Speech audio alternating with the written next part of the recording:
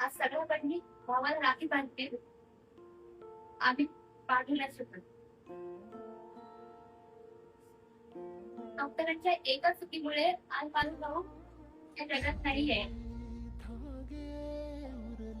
नमस्कार, मी भारती तुकाराम पाटील, निशांची लहान बहीण आणि हे माझं संपूर्ण कुटुंब.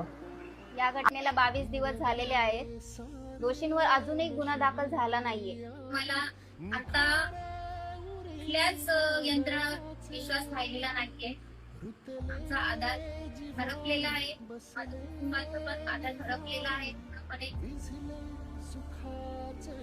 मी निशांची वहिनी.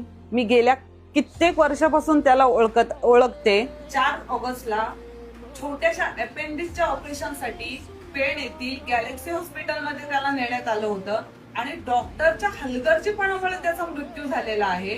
22 दिवस उलटून गेले तरीही त्याला आणि त्याच्या कुटुंबियाला न्याय मिळालेला नाहीये किंवा साधी FIR सुद्धा नोंदवून घेतलेली नाहीये. आज आमच्या निशांचा जीव गेलेला आहे, तिथे उद्या दुसऱ्या कोणाचा जीव जाऊ नये यासाठी आम्ही 2 सप्टेंबरला पेण तहसीलदार कार्यालयामध्ये ठीक 11 वाजता मोर्चा काढणार आहोत.